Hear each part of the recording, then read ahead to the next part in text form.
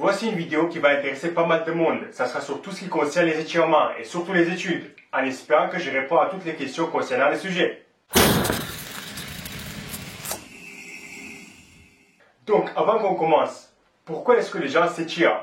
J'ai déjà entendu pour travailler la flexibilité et être plus souple, pour échauffer les muscles et prévenir les blessures, pour diminuer ou enlever les courbatures, pour préparer les muscles à l'effort et donc améliorer les performances, pour accélérer la récupération, ou même ça fait du bien. Déjà qu'on soit clair, il y a énormément d'études qui démontrent que les étirements ne diminuent pas ou n'enlèvent pas les courbatures. Et dans certains cas, c'est le contraire. Étirer trop le muscle endommage les fibres musculaires et donc cause encore plus de courbatures. Comme par exemple ici avec des femmes non entraînées, ou ici avec des sportifs, ou ici avec ce méta-analyse qui regroupe plus de 2000 participants. Et la conclusion à chaque fois c'est la même.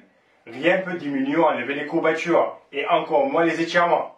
Les étirements ne diminuent pas non plus le risque de blessure. En 2005, le journal de sport a publié une revue scientifique qui montre que s'étirer avant un effort ne diminue pas le risque de blessure. Et en 2008, dans le journal américain de sport et médecine, a montré qu'il n'y avait pas de différence au niveau blessure sur les soldats qui pratiquaient des exercices préventifs, dont les étirements. 1000 soldats, 2 groupes, la moitié quelques exercices de force suivis par du stretching que pour le bas du corps, et l'autre moitié rien du tout. Et durant l'année avec l'activité qu'ils ont, 50 du groupe exercice et 48 du groupe rien du tout ont eu des douleurs ou blessures que ce soit au niveau du genou, tibia ou cheville.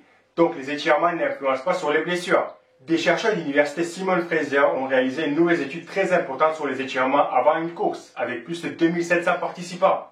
Ils ont trouvé aucune différence statistiquement significative dans le risque de blessure entre les groupes, étirements ou pas d'étirement avant une course. Pour l'argument, moi je m'étire pour échauffer le muscle et le préparer à l'effort et donc pour être plus performant.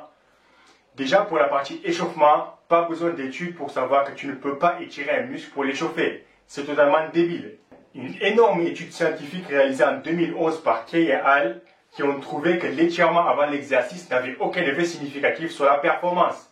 Ce n'était pas une surprise. Ce qui est un peu surprenant est que la même revue a montré que l'étirement avant l'exercice pourrait réduire la force musculaire, mais que quand tu étires le muscle pour plus de 60 secondes, ce qui est en général jamais le cas.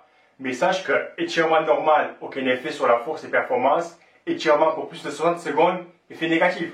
Un groupe de recherche australien a fait cette expérience début 2009.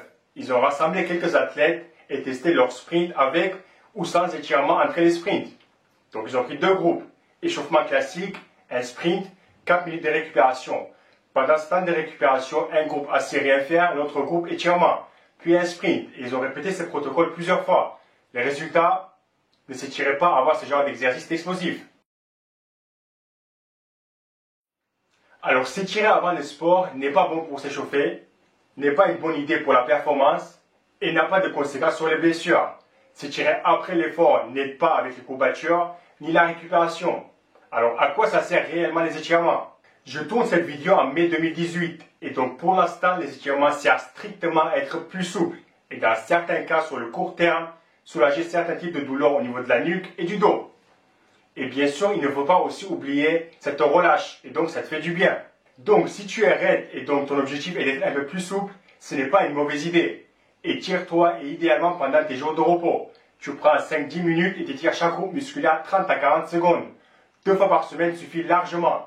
Et ça, peu importe le type d'étirement. Personnellement, je ne fais pas de séances d'étirement car je suis assez souple avec la façon que j'exécute mes exercices de musculation.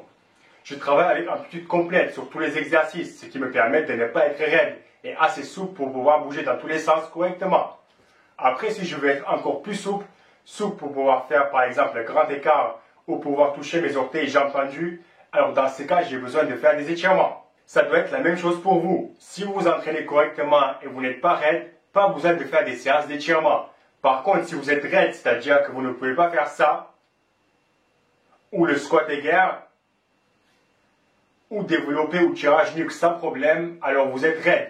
Et un peu d'étirement ne vous fera pas de mal. Merci et à la prochaine vidéo.